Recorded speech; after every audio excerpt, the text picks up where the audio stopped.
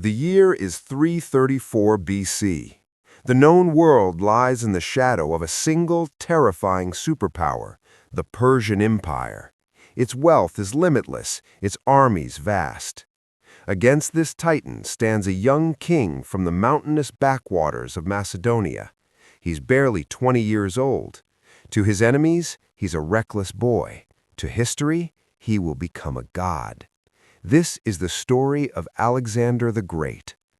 Greece was a land of division. Athens was the mind, full of philosophy and art. Sparta was the sword, bred for war. But it was Macedonia, under King Philip II, that became the shield. Philip forged a new kind of army, the phalanx, a moving wall of 18-foot pikes called sarissas. He united Greece, but he would never see his dream of conquering Persia realized. An assassin's blade ended his life, leaving the throne to his son, Alexander. With fire in his eyes and Aristotle's wisdom in his mind, Alexander crossed the Hellespont into Asia. He brought 40,000 men to face millions. The Persian satraps, arrogant and confident, waited for him at the river Branicus. They lined the steep banks with cavalry, daring him to cross. Alexander didn't hesitate. Ignoring his general's advice to wait for dawn, he ordered an immediate charge. The river turned red. In the chaos, Alexander was nearly killed, his helmet shattered by a Persian axe, only saved at the last second by his commander, Clytus the Black. The Macedonians broke the Persian line. The victory sent a shockwave through the empire. The boy king was not to be underestimated. Alexander marched deeper into Asia Minor. At Gordium, he encountered an ancient puzzle, the Gordian knot.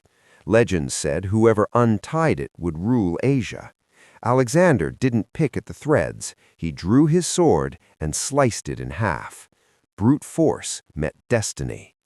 Of the Persian king, Darius III had finally had enough. He mobilized a massive army, outnumbering the Greeks 2-1, and trapped Alexander on the narrow coastal plain of Issus. It was a death trap. But Alexander turned the terrain to his advantage.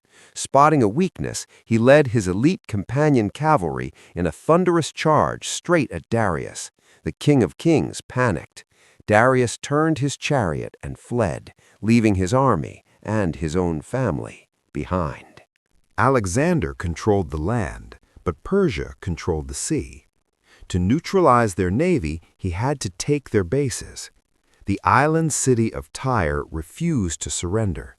For 7 months, Alexander waged a brutal siege, building a land bridge across the ocean to reach the walls. When Tyre finally fell, his wrath was terrible. From the ashes of Tyre, he marched to Egypt. There he was not fought, he was welcomed. The Egyptians, tired of Persian rule, crowned him pharaoh. In the desert sands of Siwa, the priests whispered a secret to him, that he was not just a king, but the son of a god. 331 BC, the final showdown. Darius had assembled one of the largest armies in ancient history at Gaugamela, chariots with scythed wheels, war elephants, and soldiers from every corner of the east. Alexander's generals urged a night attack to mask their small numbers. Alexander refused, saying, "I will not steal my victory." The battle was a tactical masterpiece. Alexander lured the Persian cavalry away, stretching their line until a gap opened in the center. Like a dagger, Alexander drove his wedge straight into the heart of the Persian formation. For the second time, Darius fled. The Persian Empire had fallen. Alexander was now the master of Asia. But conquest has a price. As Alexander marched further east, pursuing the murderer of Darius, he began to change. He adopted Persian dress and demanded his men bow to him, a custom the proud Greeks hated. Paranoia set in. He executed his loyal general Parmenion and, in a drunken rage, killed Clytus, the very man who saved his life at Granicus. They pushed into the unknown, Afghanistan, Pakistan, India. At the Battle of the Hydaspes, they fought against King Porus and his terrifying war elephants. They won, but the army was broken. Rain-soaked, exhausted, and having not seen home in 8 years, his soldiers mutinied. They refused to take another step. Furious but defeated by his own men, Alexander turned back. He led them through the Gedrosian desert, a death march that cost thousands of lives. He returned to Babylon, planning new invasions, dreaming of Arabia and Rome. But destiny had run its course. In 323 BC, after a night of heavy drinking, Alexander fell ill. Fever consumed him. When his generals asked to whom he left his vast empire, he whispered his final words, "To the strongest." He died at 32. He was undefeated in battle, ruler of the known world, and a legend who proved that fortune favors the bold. The man died, but the myth of Alexander lives forever. In the spring of 334 BC, Alexander led his army of 40,000 men across the Hellespont. He was stepping onto soil ruled by the Persians for centuries. The local Persian governors, or satraps, gathered their forces at the river Granicus. They were advised by a Greek mercenary general, Memnon, to burn the land and starve Alexander out. But the proud Persians refused to retreat. They lined the steep riverbanks with cavalry, daring the young king to cross. Alexander arrived at the river in the late afternoon. His seasoned general, Parmenion, urged caution, advising him to wait for dawn. Alexander replied, "I would be ashamed if a little trickle of water like this stopped us." Ignoring all convention, he ordered an immediate assault. The attack was chaos. Alexander charged into the thick of the fighting, his white plume making him an easy target. He was suddenly surrounded. A Persian noble struck him with an axe, shattering his helmet and dazing him. As a second blow was about to fall, Alexander's commander, Cletus the Black, severed the attacker's arm, saving the king's life by a split second. The Macedonians rallied, and the Persian line collapsed. The victory was total. Asia Minor lay open to the conqueror. Alexander pushed forward to the city of Gordium, home of the legendary Gordian knot. An ancient prophecy claimed that whoever could untie this intricate knot would rule all of Asia. Alexander studied it for a moment, then drew his sword and sliced it in half. It was a message to the world. He would not solve problems, he would conquer them.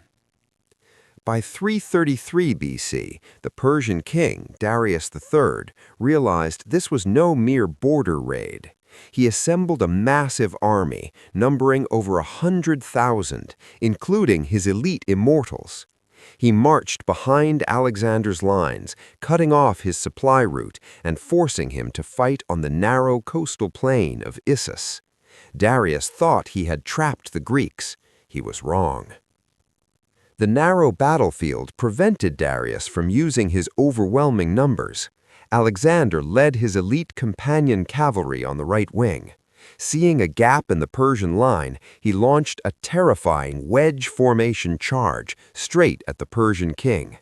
The sight of Alexander, bloodied and screaming, charging directly at him, broke Darius's nerve. The King of Kings turned his chariot and fled, leaving his army to be massacred and his own wife and children to be captured. Victory on land was not enough. The Persian navy still ruled the sea. To defeat them, Alexander had to take their bases. The island city of Tyre, a fortress in the middle of the sea, mocked him. They refused to surrender. Alexander did the impossible. He ordered his men to build a land bridge, a mole, kilometer by kilometer into the deep ocean to reach the city. The siege lasted 7 brutal months. The Tyrians fought back with fire ships and divers, burning the Greek siege towers. But Alexander was relentless. Finally, the walls were breached. The slaughter that followed was a warning to any who dared defy him. From the blood of Tyre, Alexander marched to Egypt. But here, the scene changed completely. He arrived not as a conqueror, but as a liberator. The Egyptians, oppressed by Persian rule, opened their gates. At Memphis, they crowned him pharaoh. He traveled deep into the desert to the oracle of Siwa, where the priests greeted him as the son of Zeus Amun. Alexander entered Egypt as a king. He left believing he was a god.